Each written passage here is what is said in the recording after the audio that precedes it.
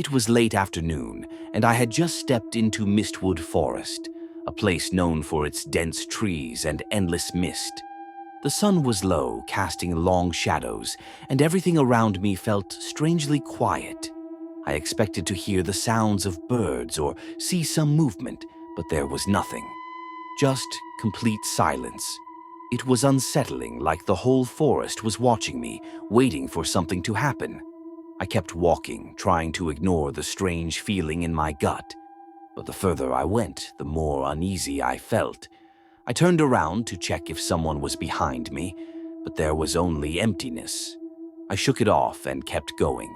But then, out of nowhere, I heard a faint sound. It was soft, almost like a whisper, and it sounded like someone calling my name. My name. Ethan. I heard it clear as day.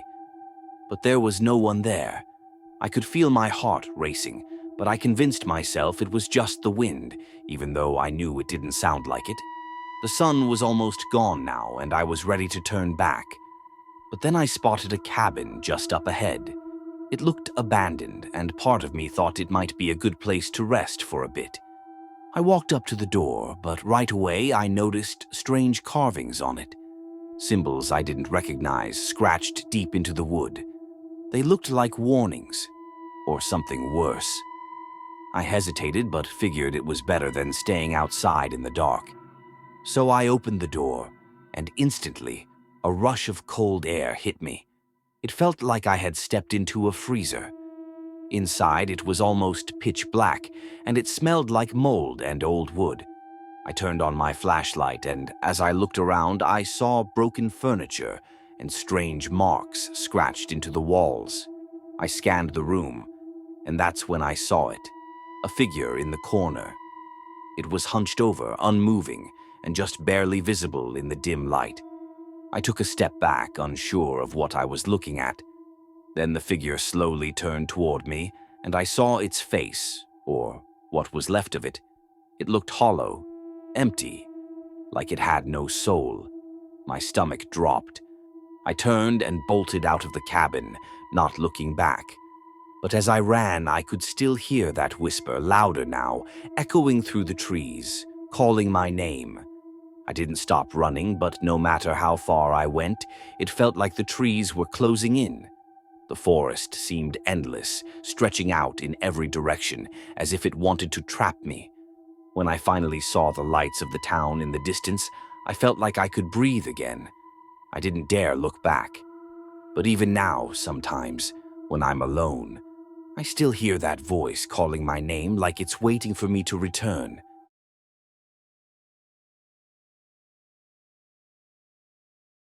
It was a cold winter day, and the apartment was freezing. The heating in the building had been out for weeks, despite countless calls to the landlord. With a baby at home, the chill in the air was unbearable, so the space heaters were the only way to stay warm. The baby had just finished lunch, so it was time for a bath.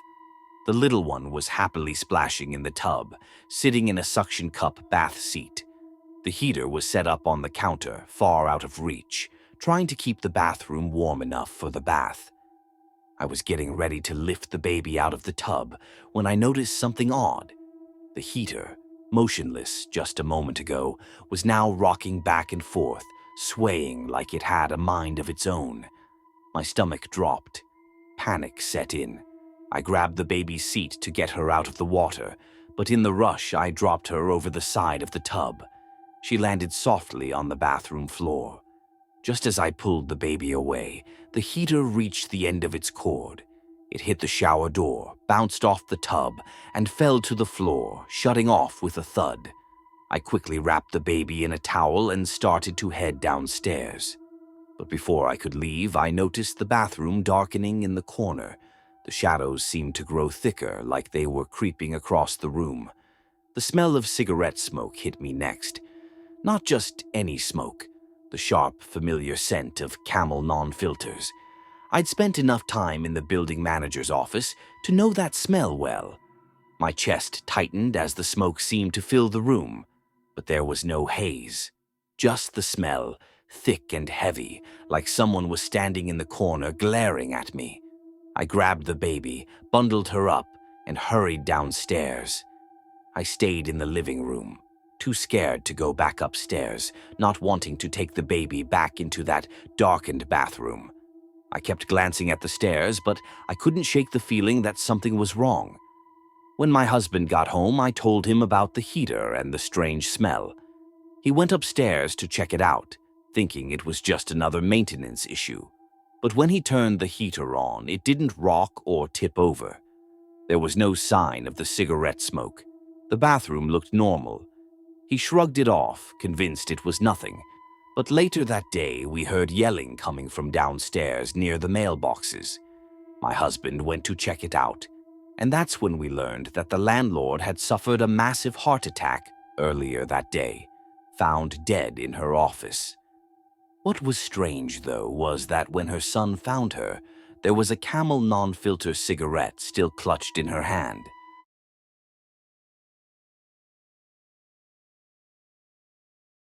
One day, me and my friends went to a beach, Sand Hollow Beach. None of us had been there before, but we'd heard it was quiet, almost secluded, a perfect spot away from crowds. We wanted a place to relax and just enjoy the sound of the waves. There was a weird calm in the air as we arrived, almost like it was too quiet, but we shrugged it off. The place was strange right from the start. There were these old, weather-beaten signs near the entrance, warning about dangerous tides and telling people not to swim too far out. Some signs were broken, faded, and leaning at odd angles, like they'd been ignored for years. But the weirdest part, the beach was empty, aside from a few lonely seagulls that barely moved as we walked past. We set up our spot on the sand, spread out towels, and unpacked some snacks. Not even an hour had passed when it started getting really foggy. The temperature dropped too, and the wind picked up out of nowhere. It felt strange, like the air was heavy, almost thick. None of us said anything, but we all noticed. It was one of those unspoken moments where everyone's got the same uneasy feeling. My friend Danny decided to go for a quick dip. He shrugged off the signs about the tides, laughing it off as old beach folklore. The rest of us stayed back, watching him walk toward the water. As soon as his feet touched the waves, though, he stopped. He told us later that the water felt like it was freezing, even though it had been warm earlier. He waded in up to his waist, but then he suddenly turned back and swam toward us, fast. He didn't say why he came back so suddenly, but his face looked pale. And then he admitted he'd felt something strange, like something brushed up against his leg, a rough, bony texture. Not like a fish or seaweed, but something harder. We laughed it off, saying he was probably just freaked out by the signs. After that, we all just sat back, talking quietly. But we kept noticing things, like how none of our phones had a signal, and how it felt like the fog was getting thicker, almost like it was surrounding us. Every now and then we'd hear what sounded like footsteps in the sand, but whenever we turned, there was no one. Just emptiness. Then, out of nowhere, we spotted a figure at the far end of the beach. They were standing alone, a little too far to make out any details, but close enough to be strange. They weren't moving, just standing still, staring out at the ocean. We thought maybe it was a local or another tourist, but they seemed too still, too stiff, like they weren't really there. My friend Sarah waved at them, trying to be friendly, but they didn't react. The figure just kept standing there, motionless. After a few minutes, we looked away, and when we glanced back, they were gone. The thing is, it was a wide stretch of beach, with nowhere to hide, and there was no way they could have left without us seeing them walk off. That's when I started feeling watched, like there were eyes on us, coming from somewhere we couldn't see. Every time I looked around, there was nothing, just fog and the endless stretch of beach. But I couldn't shake the feeling that we weren't alone. Danny suggested we pack up and leave, but Sarah wanted to explore a little before we went. She'd noticed what looked like an old, half-buried rowboat a bit farther down the shore. So we all went over to check it out. When we got closer, we realized it wasn't a rowboat. It was a piece of an old, rotting shipwreck, sticking out from the sand. There were odd carvings along the wood, symbols that looked ancient, worn by time and the sea, and that's when we found something that really made my skin crawl. A single weathered shoe lying next to the wreck. It looked old, like it had been there for decades. We were all starting to get freaked out, so we headed back to our towels. But as we walked, we noticed something strange in the sand. Footprints, only they weren't ours, and they didn't lead anywhere. They were just there, scattered around our towels in a random pattern, like someone had been pacing around our stuff while we were gone. Then the smell hit us. A sickly, salty stench like rotting seaweed mixed with something worse. It was coming from the ocean, and it was so strong we could barely breathe. I looked out at the water and froze. There, in the waves, was what looked like a shape. No, several shapes, just beneath the surface, like shadows of people standing on the ocean floor. None of us dared to move. We just stood there, watching these shadowy forms move slowly, almost like they were swaying with the current. And then, one by one, they started to vanish, sinking back into the depths of the water. The fog closed in even tighter, and I swear I could hear whispers, faint, almost like they were coming from the beach itself. Without another word, we grabbed our stuff and started heading back toward the car. But the fog was so thick now that we could barely see 2 steps ahead.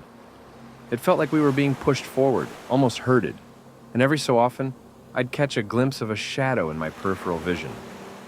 But when I turned to look, there was nothing. Finally, we made it back to the car, breathless and shaken. None of us said a word as we piled in, and Danny sped off without looking back.